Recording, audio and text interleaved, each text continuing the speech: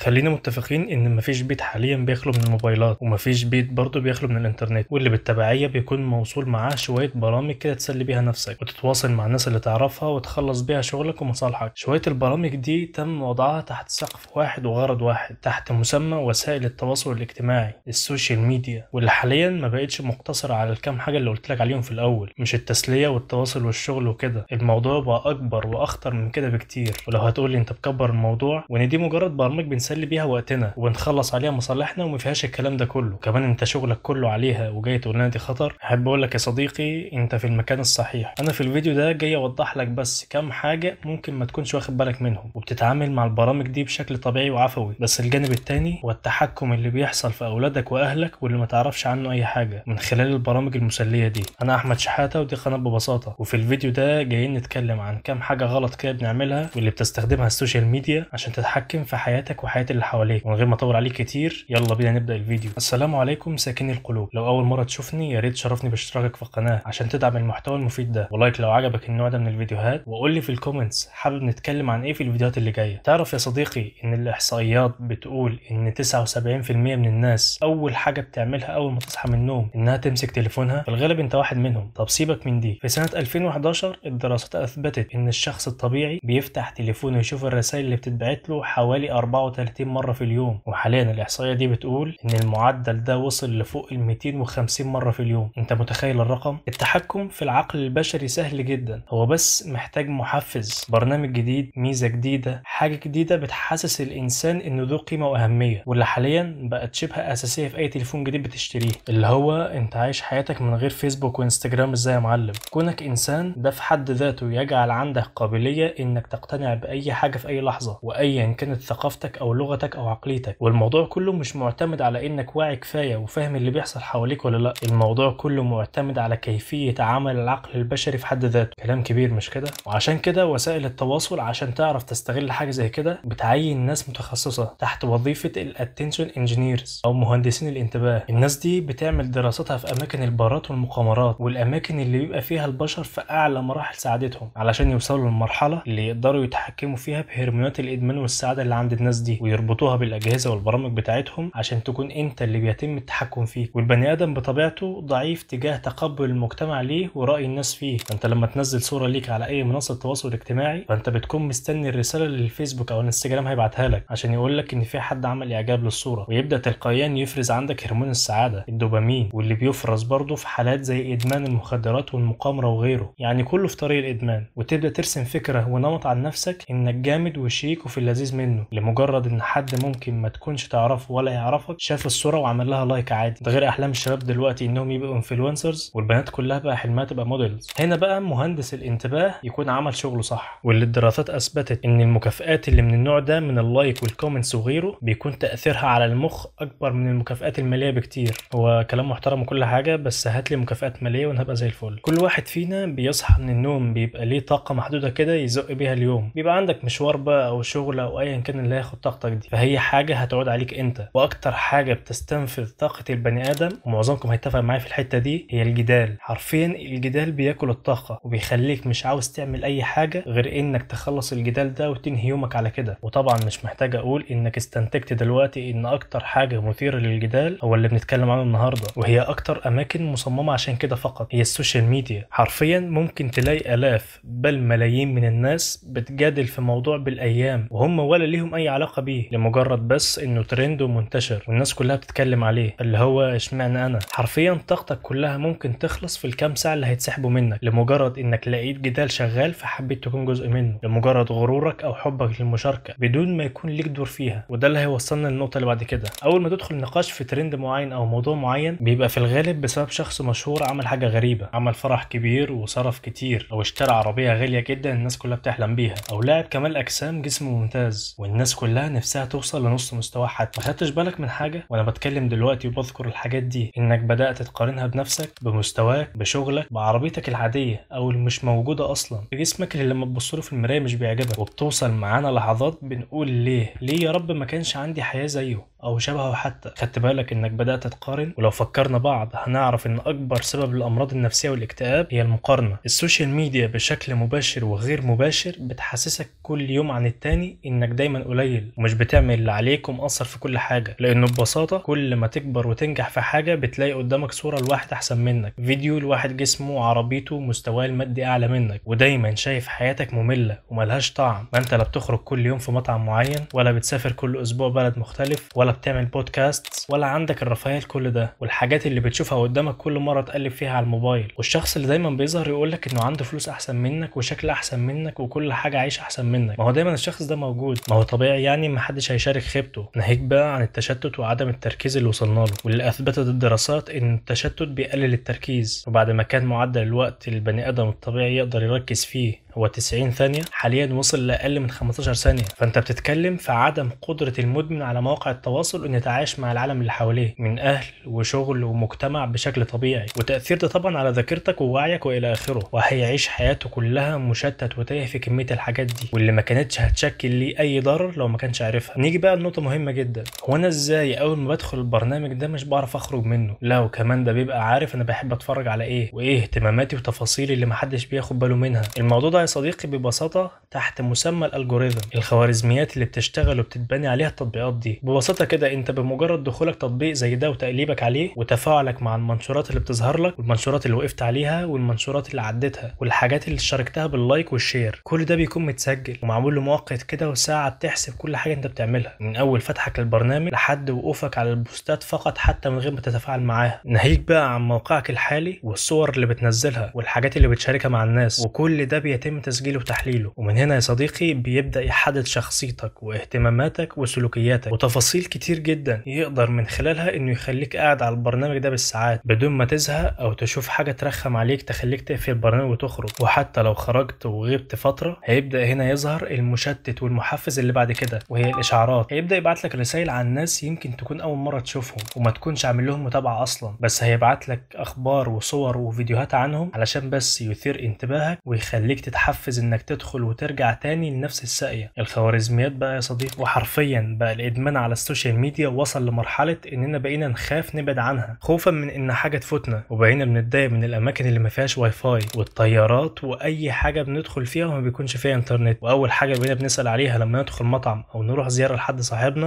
امال فين الواي فاي يا معلم؟ طب ما تديني الباسورد. اللي هو انت ضيعت طعم كل حاجة اجتماعية وفيها مشاعر حقيقية لحاجات كلها غير واقعية وملهاش اي علاقة بالعالم اللي احنا عايشينه، لمجرد بس انك ادمنت عليها. واحنا طبيعتنا البشريه مش بنحب النصايح قوي او ان حد يبان انه احسن منك وبيعمل اللي ما عرفتش تعمله. احنا بنحب نشوف كل حاجه على امر واقع من ناس فعلا اتغيرت او ناس مختلفه بتعمل الحاجات دي عشان نقلدهم فيها. ابسط مثال هنا عندك مثلا ستيف جوبز الغني عن التعريف، مخترع الايفون وواحد من اكبر المؤثرين في المجال الالكتروني، ومع ذلك الراجل ده عمره ما استخدم السوشيال ميديا طول حياته. ده غير انه كان بيمنع اولاده من انهم يستخدموا الموبايلات لحد ما يوصلوا لسن 14 سنه. ده غير طبعا مارك زكربيرج واحد من اكبر المشاركين في تطبيقات الادمان دي، وعنده منها فيسبوك وانستجرام وواتساب وثريدز حاليا. بالمناسبه كل حقيقي والتفاصيل عن ثريدز عملت عنها فيديو، ما تنساش تدخل تتفرج عليها يعجبك. المهم ان مارك ده هو كمان من اقل المستخدمين للمنصات بتاعته، يمكن اكتر مره لقيته متفاعل هو لما حصل مشكله مع ايلون ماسك وكان نزل 3-4 بوستات تقريبا. ده غير جاك دورسي واحد من اللي اخترعوا تويتر، ده لو ما كانش هو اللي اخترعه اصلا ملوش اي تواجد على تويتر ولا متفاعل عليه اصلا. وقيس على كده اي رجل اعمال ناجح هتلاقيه في الغالب برضه مش متفاعل على المنصات دي ولا بيخلي اولاده يستخدموها، وطبعا في ناس معينه الكلام مش موجه ليها، فاكيد الناس دي عارفه كويس مدى خطوره حاجه زي كده. وطالما ذكرنا الناس دي فطبيعي نذكر معاهم الفيلم اللي عملته نتفليكس، او بمعنى تاني الحسنه الوحيده ليها، وهو فيلم سوشيال ديلاما. الفيلم ده باختصار جاب لك كل ما وراء المنصات دي، من اول العقول المدبره ليها وصولا لطريقه سيطرتهم على الناس والتلاعب بعقولهم واجبارهم على ادمان المواقع دي بكامل ارادتهم، واللي اتكلمنا عنه من شويه تحت مسمى الخوارزميات. الفيلم ده كان بيشارك فيه مجموعه كبيره جدا من موظفين سابقين لاكبر منصات التواصل الاجتماعي من فيسبوك وتويتر وجوجل وغيره، واللي كانوا بيحكوا بالتفصيل ايه اللي كان بيحصل جوه المنصات دي وازاي كانوا بيستغلوا العقل البشري في تلبيه رغباتهم واستخدامهم في اي حاجه هم عاوزينها من غير ما الناس تحس انها مستخدمه. وحاجات مرعبه كتير عن خفايا السوشيال ميديا واللي تخليك تفكر 1000 مره قبل ما تستخدم التطبيقات دي وتخلي اهلك واطفالك يستخدموها. فيلم مهم جدا، ابحث عنه واتفرج عليه واقتنع بنفسك من الناس اللي اساسا كانت شغاله في المنصات دي. ده غير طبعا ال9 استراتيجيات اللي اتكلم عنها الكاتب الامريكي نعوم تشومسكي، واللي بيتكلم فيها عن الطرق اللي بيستخدمها الاعلام والسوشيال ميديا انها تتحكم يتحكم في عقول الناس واستخدامهم كادوات يعملوا بيها كل اللي هم عاوزينه. ده غير طبعا كتاب الديجيتال مينيماليزم او التقليل الرقمي للكاتب كال نيوبورت، واللي عمل كتاب كامل عن ادمان السوشيال ميديا وازاي تتخلص منه وتفهم هم عاوزين ايه منك بالظبط. الكتاب شامل تقريبا كل حاجه هتحتاجها عشان توعي نفسك وتوعي اللي حواليك عن الاستخدام الامثل للمواقع دي. وبالنسبه للبعد عن السوشيال ميديا فانت ادخل بس اكتب على سيرش يوتيوب تجربه البعد عن السوشيال ميديا، وهتشوف كميه الناس اللي انتصرت على نفسها وبقت احسن وعرفت فعلا ان الشيء ده كان مؤذي بكل المقاييس، وفي الغالب كان معظمهم مشاهير من السوشيال ميديا. في نهايه الفيديو ده يا صديقي، واتمنى ما اكونش طولت عليك، بس اللي عاوز اقوله لك ان كل اللي انت بتضيع وقتك فيه ده وشايف اهلك واولادك بيستخدموه، كل ده تحت مسمى